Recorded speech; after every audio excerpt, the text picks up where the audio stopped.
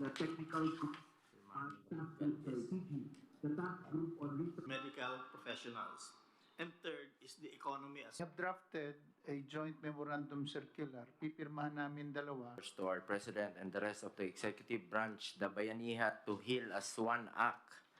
Care needs to solve the health problem and defeat the virus at shortage. And that is why we are the 5,000 to 8,000 that will be given. Like providing logistics, getting logistics. It has been a week since we called for a community quarantine and in its enhanced form in Metro Manila and various parts of the zone. We in government continue to respond to the public needs, mobilize resources, and oversee developments. We are also addressing the COVID-19 pandemic challenges confronting our nation. First, let me reiterate my sincerest gratitude to all our courageous frontliners in this war, especially our healthcare workers, our doctors, nurses, medical technologists, and all other allied health professionals. Maraming salamat. Asahan niyo ang suporta ng inyong gobyerno. I am saddened by the news that the virus has claimed the lives of our doctors along the way. Lahat po sila ay bayani. And not only that, talagang bumilib ako. Bihira akong sumasaludo ng tao. Pero pa yung mga doktor natin, mga health workers na nadisgrasya, talagang saludo ako sa inyo. Wala na kayo dito sa mundong ito, pero gano'n na lang ang pagtingin ko sa inyo.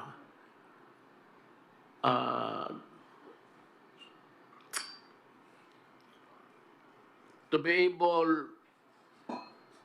able officials and staff of the Interagency Task Force on Emerging Infectious Diseases, thank you for staying on top of the situation.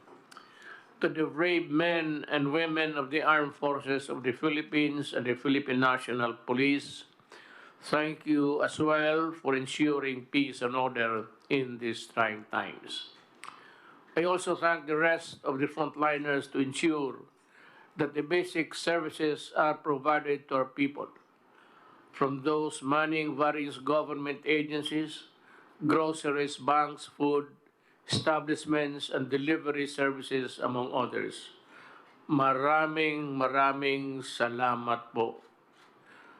To the gracious members of the private sector who are foregoing profit to elevate the suffering of our people, to the valiant volunteers who are bravely supplementing our frontliners, to the noble civil society organizations who are working tirelessly in calling for donations and performing charity work, thank you very much for your kindness, compassion, and generosity.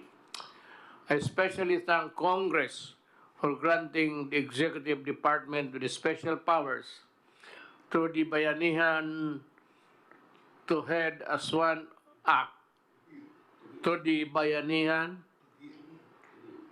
to heal, to heal as one act, to effectively respond to the challenges caused by the COVID-19 global pandemic. I particularly thank Senate President Vicente Soto III and the House Speaker Alan Peter Cayetano for the strong and decisive leadership you have demonstrated in shepherding this measure to fruition during this critical time in our national history. To the members of both houses of Congress who sponsored and voted for this measure, I express my sincerest gratitude to all of you for granting our most urgent requests. Finally, the Executive Department can move move, decide, and act freely for the best interest of the Filipino people during this health crisis. The Department of National Defense and the Department of Interior and Local Government, along with the Armed Forces of the Philippines and the Philippine National Police, are now ramping up the implementation of the National Action Plan, or NAP, as we speak, to reinforce the efforts of the Department of Health in containing COVID-19. Alam mo, tatlo lang yun sila. Department of National Defense, Department of Health, Department of yung kay Rolly, DSWD, and the DILG. One of the most important departments that are now in action. Reports on our progress of the National Action Plan will be given regularly by the Secretary of National Defense, serving as the National Action Plan Chair, with the Secretary of Interior and Local Government as Vice Chair. To the Filipino people, rest assured that your entire government is working hand in hand to safeguard your health, safety, and well-being in the face of threat posed by COVID-19. We will address all the different issues brought about by this pandemic, as well as to ensure the protection of all our people, especially those who are serving in the front lines. Supplies of food, water, and other essentials will be provided to you throughout this ordeal. Financial assistance will also be extended, especially to those in the margins and the vulnerable groups. Halos lahat ho makatanggap. Hindi naman lahat yung kagaya ni Bongo. Hindi naman niya tanggapin yan. Gagawin namin ang lahat. Hindi namin kayo pababayan. I now call on every Filipino to participate in this war by following the guidelines and set the national government and your local officials. Nothing is more important than your cooperation. I repeat, stay home, huwag matigas ang ulo. The outcome of this war depends largely on you as well. I also call on relevant agencies to ensure the speedy delivery of basic medical supplies and equipments to health facilities. From the approval, importation, and the delivery, everything must go smoothly to make sure that we do not waste time. Alam mo, isang bagay talaga na alam ng lahat is itong padili-dali, patamad-tamaran. Kailangan pagpasok ng papel, process mo kaagad, ilinya mo yung, you line up the tables where the paper should go, one after the other, para madali. Cut red tapes. I do not want red tapes. I do not want so many questions.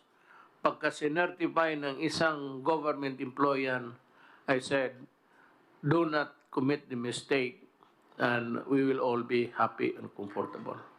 Huwag ninyong, kung gusto niyo magloko, huwag ninyo itong panahon na ito. To my fellow public servants, let us set aside our differences and work in solidarity to overcome this pandemic. We only have one common enemy, and that is COVID-19. Our transparency, integrity, accountability, and responsiveness are needed, and I expect all of you to exercise all these in safeguarding our fellow Filipinos. As President, I assure the public that the government will be on top of this situation at all times. We will not leave anyone behind. Sabay-sabay natin labanan ang COVID-19 para sa kabutihan ng lahat. I ask the entire country for your patience, understanding, and utmost cooperation. With your support, I am confident that we will emerge triumphant. Nothing is more formidable and resilient than the Filipino spirit. Matindi ang kalaban, but we will not surrender. Hindi tayo susuko, tayo ay lalaban. Yes, things will not be easy. And we Filipinos are tough. Mas malakas ang Pilipino sa anumang hamon. Now we all must do what we can and must para sa ating bayan.